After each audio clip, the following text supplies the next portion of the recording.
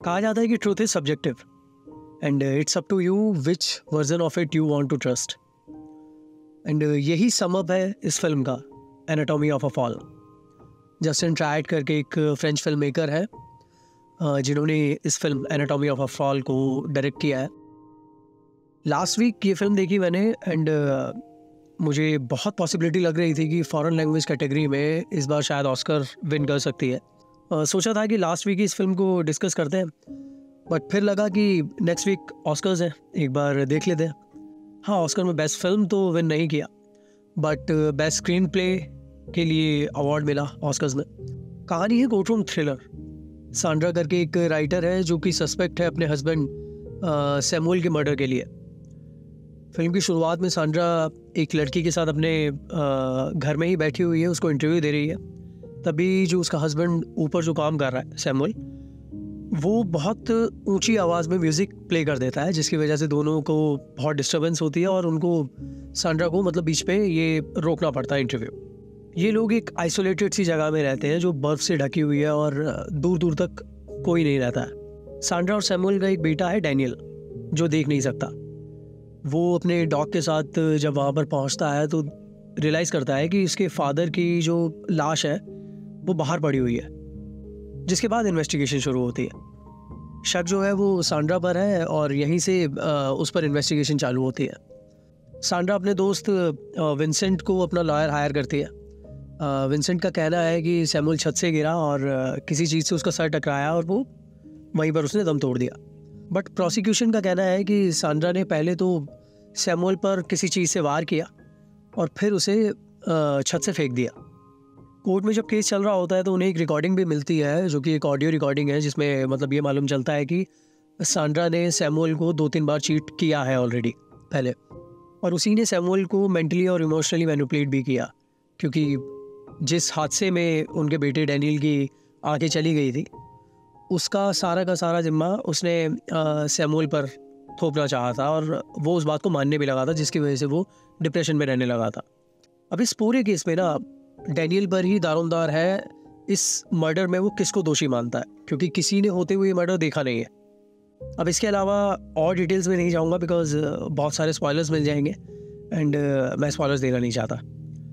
But हाँ, एक चीज़ जो ज़्यादातर लोगों ने जिन्होंने मतलब फिल्म देखी है उनको यही लगता है कि एंड में हुआ क्या, आखिर इसकी एंडिंग है क्या, सैमुअल को मारा किसने था। डायरेक्टर ने ना ओपन एंडिंग के साथ इस फिल्म को ख़त्म कर दिया है। और जैसे मैंने शुरू में ही कहा था कि ट्रूथ इज़ सब्जेक्टिव।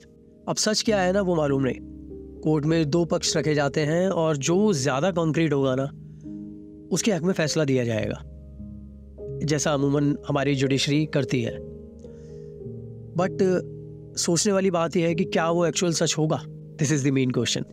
मुझे क्यों लगा था कि ये फिल्म ऑस्कर जीत सकती है, क्योंकि लास्ट समर में पाल्मे डॉर जो अवार्ड्स हुए थे उसमें ये फिल्म विन की थी, जिसकी वजह से इसकी जो डायरेक्टर है जस्टिन ट्रायट, वो पाल्मे डॉर की हिस्ट्री में 3rd ऐसी फिल्म मेकर बनी थी जिसने ये अवार्ड जीता। एक सीधी सी मर्डर मिस्ट्री है जिसमें जब लगता है ना कि अब केस सॉल्व हो जाएगा, तभी कुछ ऐसी चीज़ें निकल कर आ जाती जिस पर सभी लोग बात करने लग जाते हैं और सबको लगता है कि नहीं, अभी बहुत कुछ बचा है इसके अंदर। और ऑडियंस के माइंड में क्यूरियोसिटी पैदा होती है कि अब आगे क्या होने वाला है। और जैसा मैंने कहा अभी कि सभी को ना एक पक्ष चुनना होता है। हमने कुछ एक घटना देखी और सुनी तो हमको एक पक्ष चुनना है कि या तो इस पक्ष के हक में फैसला जाए या फिर दूसरे पक्ष में। 2 पाले हैं लोगों को, या तो इस तरफ के सच पर बिलीव करना है या फिर उस तरफ के सच पर बिलीव करना है। और इसी बीच में शायद वो डॉग ही इकलौता ऐसा जीव है जिसने शायद सैमुअल को मरते हुए देखा होगा और एक्चुअल ट्रूथ शायद उसके पास होगा। मेरे भी एक फ्रेंड ने पूछा कि आखिर इसका एंड है क्या, सैमुअल को आखिर मारा किसने, कि सैंड्रा ने ही उसका कत्ल किया था। तो इसका जवाब ना मेरे पास सिर्फ इतना सा है, जो कि शायद मेरी थ्योरी हो सकती है, कि या तो सांड्रा जो है वो एक नॉर्मल इनोसेंट सी स्ट्रॉन्ग पर्सन है, या फिर वो एक बहुत क्रूअल मास्टरमाइंड है जिसने ये सब किया और शायद इनोसेंट बनने का नाटक कर रही है सभी के सामने। लेकिन फिल्म ना इस सबसे बहुत ज़्यादा है, सिर्फ कोर्ट रूम ड्रामा या फिर एक मर्डर मिस्ट्री नहीं है।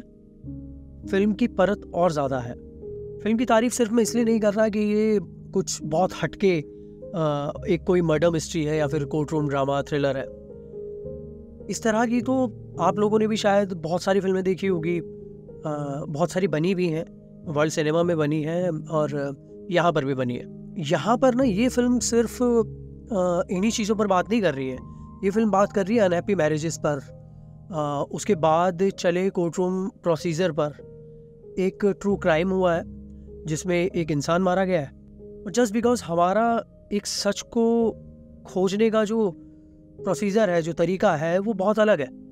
हम उस सब में एक रोमांच चाहते हैं जिसके बाद हम किसी एक पक्ष के फेवर में फैसला ले सकें और दूसरे को कह दें कि इसकी वजह से ये हुआ और ये सब चीज़ें ऐसे चली। और यही जो रहस्य बुना गया है वही ऑडियंस को, मतलब उनकी समझ की जो एंड पॉइंट है ना, उनकी समझ की जो सीमा है वहाँ तक लेकर आने के लिए मजबूर करता है, जो इस फिल्म का मेन पॉइंट है जो मुझको लगा।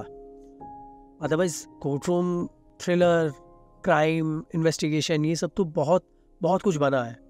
मुझे ये इस फिल्म की खासियत लगी थी और इस वजह से ही मेरे को लगा था कि शायद फॉरेन कैटेगरी में ये फिल्म ऑस्कर जीत सकती है इस बार, बट स्क्रीन प्ले के लिए मिला, that's a good thing.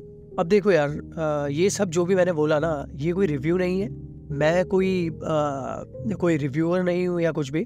I am just a film buff, just a film student who is still learning from world cinema and everything.